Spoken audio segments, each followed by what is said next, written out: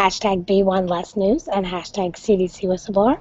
I am here as usual with @Tanner's dad, Timothy Welsh, and we're doing TAT Tips 105.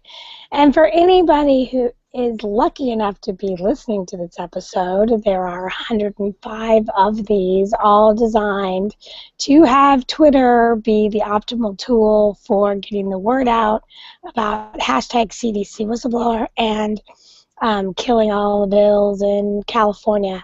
This is just simply querying the word B1Less, all one word, you can see right here. So just looking at that alone is a great place to get some fabulous things. One of the things we want to do every day is we want to do a shout out to people who are just killing it on Twitter.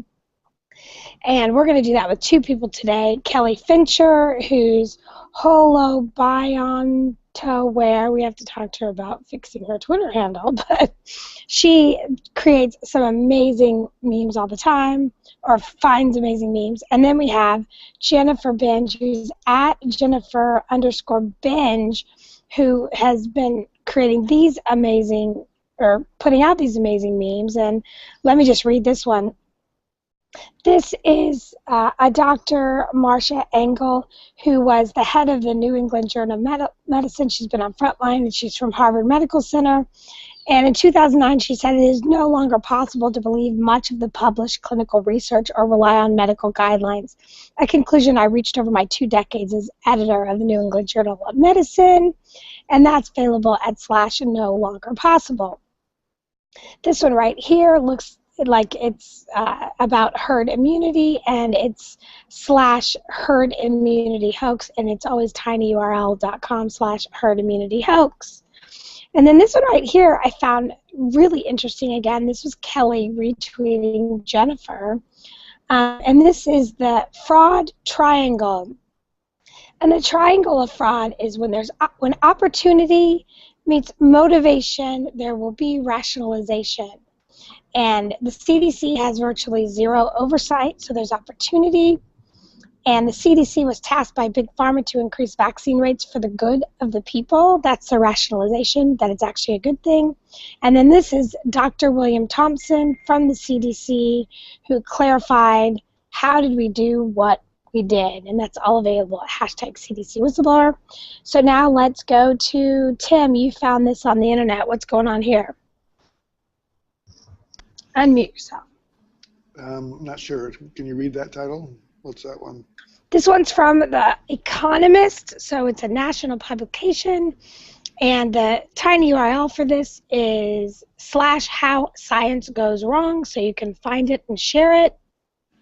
And Tim found this on Twitter. This is the kind of stuff that we see every day, long before anybody else finds it or re-finds it.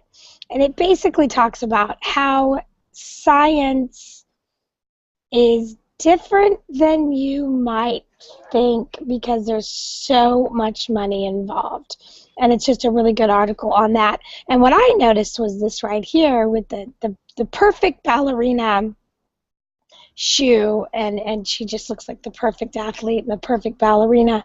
And underneath it all is just a criminal destruction of her foot. And I think of it's the right as being how the vaccine program is being presented in America and what it's doing to perfectly healthy feet, and the one on the left being what's really happening to what otherwise would be perfectly healthy feet, or putting them under such an extreme amount of stress that it begins the disease process of the body not doing well. But it's covered up in a shiny package and delivered to the public for the purpose of making a ton of money. Aren't you glad Tim explained this one so well? This one is tinyurl.com/vaxcough. And Tim, you found this one on the whooping cough. Outbreak in California school among vaccinated shows vaccine failure. Now my mom just came out to talk to us. Unbelievable. So, Tim, what's that one about? Well, again, we know that there's shedding, and we know that there's vaccines that don't actually work every time that they put them out. There's just so many issues that should be questioned when you get into the schedule and what's going on, and you need informed consent. And so what this one is talking about is it's giving one specific demonstration of an outbreak of whooping cough that's clearly traced back to a fully vaccinated or a 99% vaccinated population of kids in one school. So that's going to give you the example of what's happening in real time, and that's at /vaxcough. But if you go to tinyurl.com/morecoughing, you're going to get the backstory on what's going on and how the whooping cough vaccine is actually failing. And this is something we need to share with our legislators, because they're trying to mandate vaccines that the research is suggesting is actually causing the very illnesses that it's trying to prevent. So now let's move on to vax recall. This is part of what happens in all of this is vaccines are drugs. Drugs go through the FDA process. The testing process for drugs and for vaccines is to test it on healthy volunteers and then roll it out to the masses, which includes thousands and thousands of people who have weaknesses and illnesses that it was never tested on that population. So what happens is it comes out, it causes problems, and then there's recalls. This one right here is tinyurl.com/vaxrecall. And then this one is tinyurl/vaxrecall, and then the numeral 2. Because here's one where this was on the mandated list of vaccines in New Jersey, and it turns out that they were at the exact same time recalling 1 million doses of one of the vaccines that was being mandated on the schedule. And then let's finish up with, we are at CES Dave, B1Less, and CDC Whistleblower. You can see right here what we researched. And this is the mother lode that we found. I can't tell you how many times we've said, please go to Twitter at CES Dave and go to the very bottom of her photos and look at what the memes that she's found that are so useful for today. For example, today we talked a little bit about whooping cough. This right here, Map of Outbreaks, was an international coalition that created a map of all the different outbreaks of all the different diseases, not knowing that what they were going to demonstrate was that when you see the United States, and they shrunk this map so everything's on one page, all this green is whooping cough. Notice Africa, Europe, Asia, they don't have whooping cough. There's one little spot up here. All 90% of the whooping cough is centralized in the United States of America, where we by far have the highest rate of vaccination for whooping cough. And that is at tinyurl.com/map of outbreaks.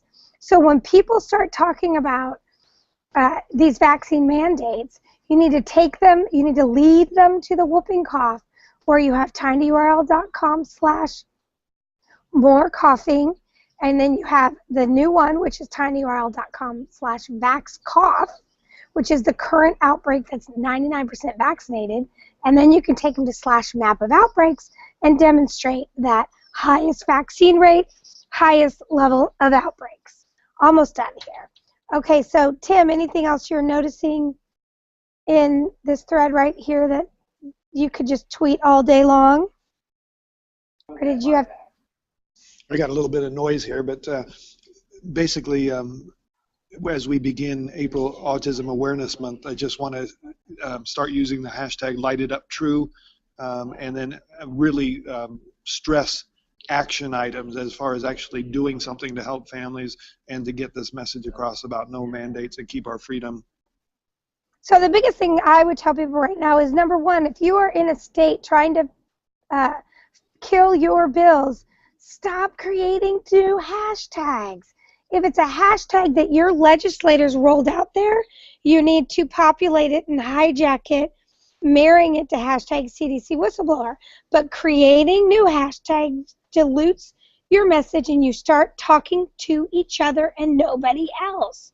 So if you're in a state, use hashtag the name of your bill. In California, it's hashtag SB277, which will remain our anchor even after they roll out, talking about the ones that are later on the schedule, unless our legislators talk about new hashtags, which then we will populate. For example, Dr. Pan uses hashtag I am the herd. They use hashtag community immunity.